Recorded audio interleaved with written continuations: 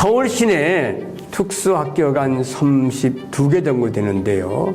턱 부족하죠. 그렇게 장애인이 많은데요. 주위에서 그렇게 방해를 하기 때문에 특수학교를 설립하는 게 상당히 어렵다 그래요. 특수학교에 가려고 하니까 하루에 3시간이 걸린대요. 그들에게 공부를 할 수 있는 기회를 주기를 학자로서 호소를 하겠습니다. 여러분이 잘 아는 헬렌 켈러 있죠? 시각과 청각의 장애를 가지고 태어났지만 작가로서, 강연자로서, 그리고 활동가로서 상당히 뛰어난 업적을 남긴 분이죠. 또 하나는 여러분들 TV에서 많이 봤죠? 스티븐 호킹.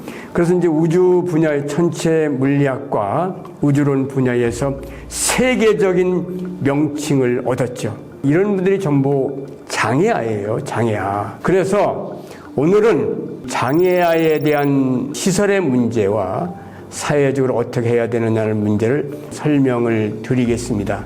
2000년도에 미국의 30, 40개의 영재기관을 방문하면서 그때 제가 어떤 일이 있었냐면 그 특수교육으로 영재교육이 자꾸 밀려나고 있더라고요. 이 얘기는 뭐냐면 국가의 예산도 그렇고 지원도 그렇고 특수교육 문제로 확대되면서 제가 이렇구나라는 걸 느꼈는데 이 문제를 이렇게 가야 되겠다는 것을 교육계 한 원로로서 말씀을 드리겠습니다. 우리는 장애 어려움을 갖고 있는 청소년들에게 특수학교라는 또는 특수학급이라는 이런 방법으로 교육을 시키고 있죠.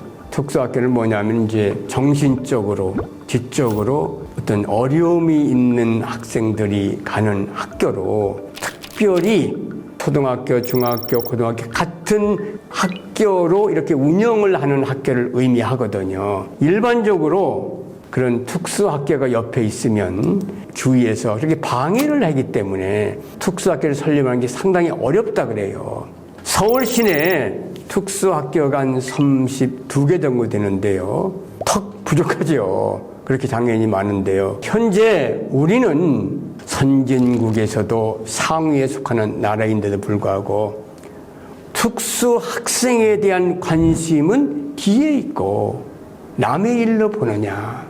국가에서 여러 법령이든지 조례 방법으로 이제 그런 걸 이제 처리를 하고 있습니다만은 여러 장애 아동들이 교육을 받을 때 그걸 받아들이고 인정을 하고 함께 하고자 하는 이런 것을 제가 호소합니다. 또 하나는 이제 그 특수학급이라는 게 있는데 이건 뭐냐면 이제 일반 학교에 특수학생을 다루는 학교를 의미하거든요. 특수학급이 사립학교에는 거의 없어요. 사립학교에는 뭐 2% 내지 3%뿐이 없다는 거예요, 지금. 제가 한 2주 전쯤에 지역에 특강을 갔습니다.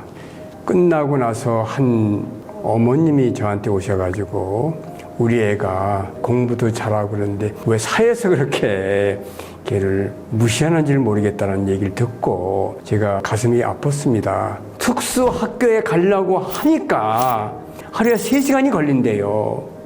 근데 자기 아이는 뒤에 좀 만나봤으니까 똑똑해요.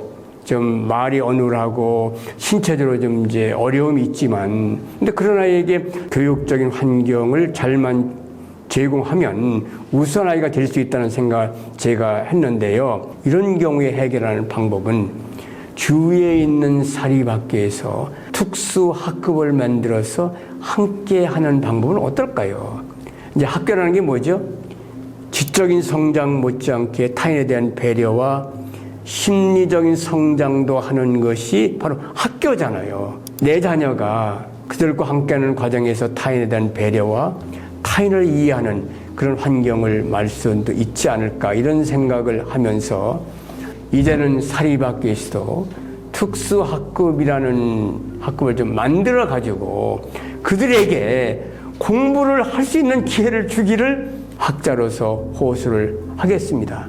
하나의 대안인데요. 이런 게 있어요. 특수학교를 이제 설치하고 뭐 운동장이든지 내부 시설을 활용하는 그런 케이스도 있더라고요. 상생 모형, 상생 모델이라고 해서 이런 학교가 실제로 있어요. 미랄학교의 북카페는 일반인들이 사용을 하면서 함께 사는 방법을 성공적인 예인데요. 이런 거를 한번 우리가 생각을 해보면 어떨까 생각을 하겠고요. 선진국에 가고 있는 우리나라는 이런 문제에 대한 관심을 두고 정부에서도 크게 관심을 두겠다는 말씀을 드리고 싶습니다.